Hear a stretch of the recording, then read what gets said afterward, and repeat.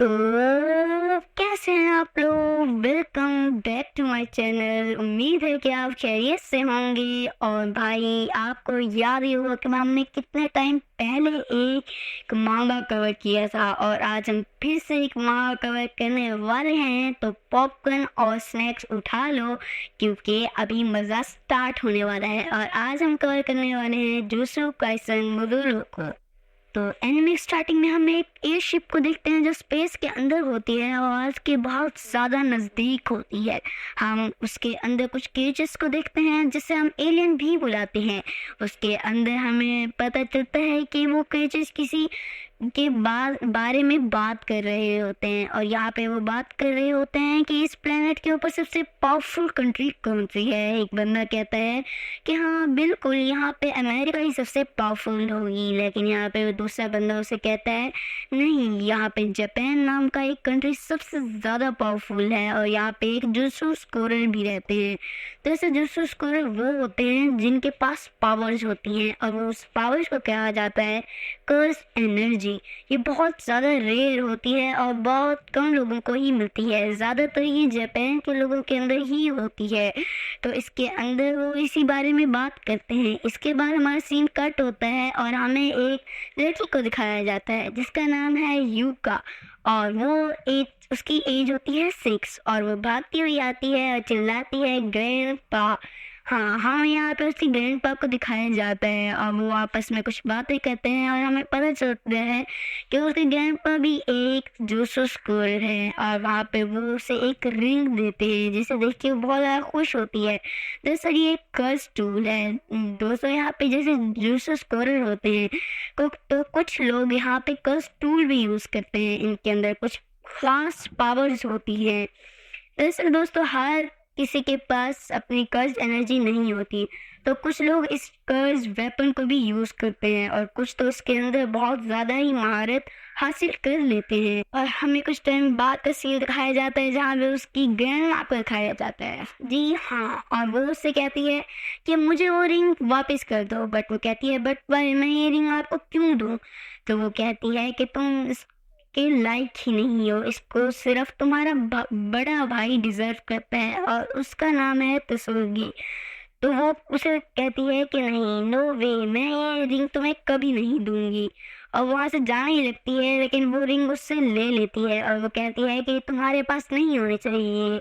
तो वो और हमें दिखाया जाता है कि वो भाग रही होती है और दरअसल वो कह रही होती है कि मुझे वो रिंग वापस दो, मुझे वो रिंग चाहिए। और दरअसल हम वो कोई और नहीं तो सुगी होता है, उसका बड़ा भाई, और उसकी एज होती है 11 ईयर्स। और वो उसे कहता है कि डोंट लुक एट मी, मुझे ऐसे मत देखो क्योंकि मैंने कुछ भी नहीं किया। वो कहती है कि अगर ऐसा है तो मुझे वो रिंग वापस दे दो ना, क्योंकि तुमने तो कुछ किया ही नहीं है। उसके बाद हमें दिखाया जाता है कि वो बहुत ज़्यादा उदास होती है और रो रही होती है और ऐसे ही वो कहती है कि इस रिंग को तो वही रिजर्व करता है ना, तो इससे वो मिलनी ही नहीं चाहिए। और दरअसल इससे वो रिंग वो उसका भाई ले लेता है और यार मुझे इसके लिए बहुत ज़्यादा बुरा लग रहा है पर्सनली। और फिर हमें 4 साल बाद का टाइम दिखाया जाता है जहाँ पे वो 10 इयर्स की हो चुकी होती है और वहाँ पे हमें दिखाया जाता है कि उसके ग्रैंडपा अब इस दुनिया में नहीं रहे और वो उसके साथ ही बैठी रहती है। और वो उनसे प्रॉमिस करती है कि मैं ज़रूर ताकतवर बनूंगी और सबको दिखाऊंगी कि मैं सबसे ताकतवर हूँ और उसी इनको मैं ही डिज़र्व करती हूँ।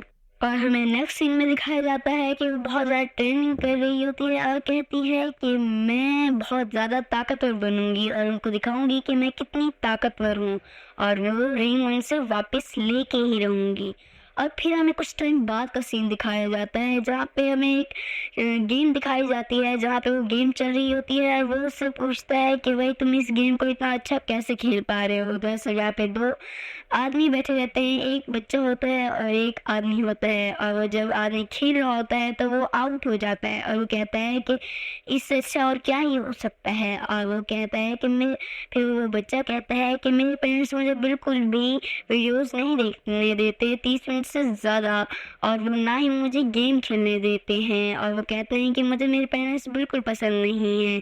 तो नेक्स्ट सीन में हम देखते हैं कि वो आदमी उससे कहता है कि तुम्हें ये गेम इतनी ज़्यादा नहीं खेलनी चाहिए, क्या तुम्हारी एज इसके लिए कंफर्म्ड है? दरअसल ये गेम सिर्फ 18+ है, इससे ऊपर वाले लोग ही खेल सकते हैं। उसके बाद हमें आगे का सीन दिखाया जाता है और हमें पता चलता है कि यूको 16 ईयर्स की हो चुकी है, उसका भाई 17 ईयर्स का। और यहाँ पे हम एक और आदमी को देखते हैं जो जोसूस कोरस से ही होता है, और वो उनको एक मिशन के बारे में बताता है, और बताता है कि जापान के अंदर एक बहुत ज़्यादा अननोन काम हो रहा है जिसकी वजह से बहुत सारे बच्चे गायब हो रहे हैं। और फिर हमें एक और दिखाया जाता है, एक और आदमी, और वो कोई और नहीं, वो अपना इंट्रोडक्शन देता है और वो कहता है आई एम इंस्पेक्टर मारुलू वालवोर यूरोरी। इसका नाम बहुत हार्ड है तो हम इसे मारू ही बुलाएंगे। और वो उनसे कुछ बातें करने लग जाता है, लेकिन हमें पता चलता है कि इसको कुछ पता ही नहीं है कि जोसूस कोरस और ये कर्स एनर्जी होता क्या है। तो ये अमेरिका से आया है और यहाँ पे कुछ जानकारी कलेक्ट करने आया है, यहाँ पे कर्स यूजर और अदर्स थिंग के बारे में। और उसका बड़ा भाई उस आदमी पे चिल्लाने लग जाता है कि तुम ये किसके साथ में भेज रहे हो, जिसे ये भी नहीं पता कि कर्स एनर्जी होती क्या है। और वो दोनों आपस में ही लड़ने लग जाते हैं, और फिर हमें दिखाया जाता है कि वो उसको बहुत ज़्यादा मजाक उड़ाते हैं और उसके बाद कहते हैं कि भाई जल्दी चलना वरना हम तुम्हें पीछे छोड़ देंगे। और वो ऐसा ही करते हैं, उसे बहुत ज़्यादा पीछे छोड़ देते हैं, और वो बहुत ज़्यादा हैरान होता है कि भाई इतनी जल्दी कैसे जा सकता है कोई। और वो भी जाके रोने लग जाता है, क्या भाई हर जगह नहीं रोना होता। और फिर वहाँ पे वो लड़की आती है यूका, और वो उसे मनाती है, उसे थोड़ा खाना खिलाती है, और वो आपस में बातें करते हैं। और वो यूका उसे अपनी सारी स्टोरी सुनाती है और कहती है कि मैं बहुत मेहनत करूँगी और बहुत आगे जाऊँगी। और वो कहता है कि अगर हो सकेगा तो मैं भी तुम्हारी हेल्प करूँगा। और मिशन के दौरान फिर वो खड़े होते हैं और ढूंढने लग जाते हैं, और हमें ये चीज़ का पता चलता है कि इसको बहुत अच्छे से डायरेक्शन का पता होता है।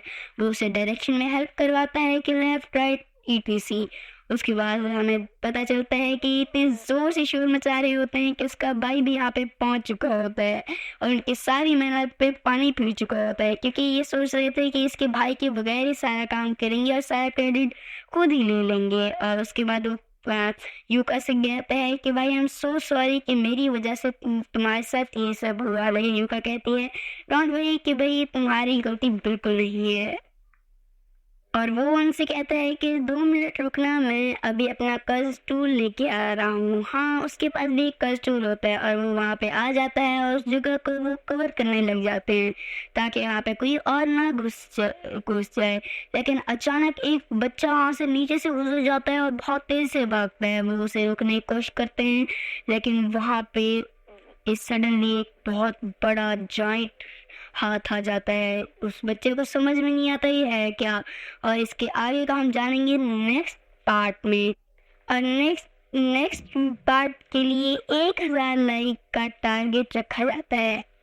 मुझे पता है कि लाइक एम बहुत ज़्यादा है, लेकिन मुझे अपनी आर्मी पे बहुत भरोसा है। आप लोग चाहो तो इससे ज़्यादा भी लाइक करवा सकते हो, तो जल्दी लाइक के बटन को क्लिक करो और सब्सक्राइब करना बिल्कुल मत भूलना।